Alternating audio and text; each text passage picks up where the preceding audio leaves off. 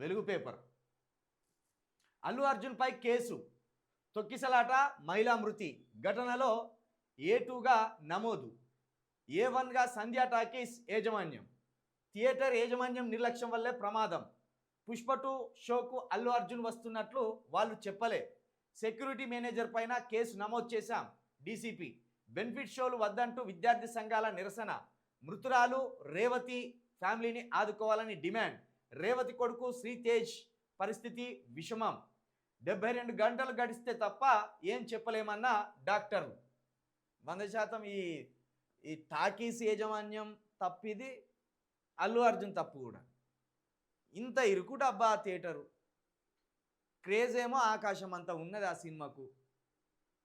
అలాంటి సినిమాకు అంత క్రేజ్ పెట్టుకొని ఫ్యాన్స్ పిచ్చి పట్టినట్టు అల్లు అర్జున్ చూస్తేనే పూనకాలు తెచ్చుకున్నట్టు చేసిండు.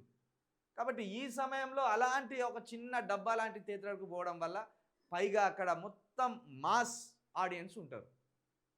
ఇంకా మల్టీప్లెక్స్ థియేటర్లు అంటే హీరో ఇట్లా పోతా అంటే ఇట్లా చూసుకుంటూ పోతారు, వీడు కూడా మనిషే కదా అని వెళ్ళిపోతారు.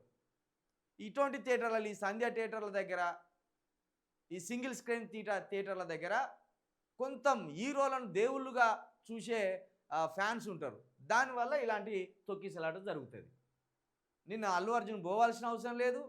ఆ యాజమాన్యం అల్లు అర్జున్ వస్తుందని పకడ్బందీగా కనీసం పోలీస్ వారికి ఇక్కడ సెక్యూరిటీ కల్పించండి చెప్పిన పరిస్థితి లేదు. ఒక సినిమా పేరు మీద ఇద్దరు చచ్చిపోయే పరిస్థితి వచ్చింది. ఒకరు చచ్చిపోయినలు, ఇంకొకరు 72 గంటలు గడిస్తే కానీ చెప్పలేని పరిస్థితి. ఇప్పుడు అల్లు అర్జున్ ఆదుకుంటే ఏమన్నా మళ్ళీ పోయినోళ్ళు తిరిగి వస్తారా? రారు.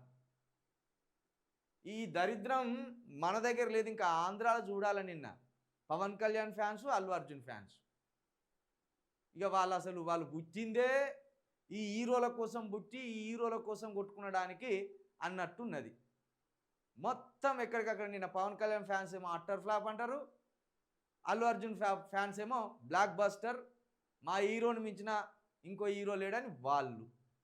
ఇట్లా మొత్తం ఇక యూత్ వాళ్ళ జీవితాలు ఏంది, వాళ్ళ పరిస్థితి ఏంది అనేది పక్కన పెట్టి హీరోల కోసం, క్రికెటర్ల కోసం కొట్టుకునే పరిస్థితి ఉన్నది. అలాంటి యూత్ని ఈ ప్రభుత్వాలు తయారు చేస్తున్నాయి, ఏమాత్రం వేరే ధ్యాస లేకుండా ఇలాంటి పిచ్చిలో.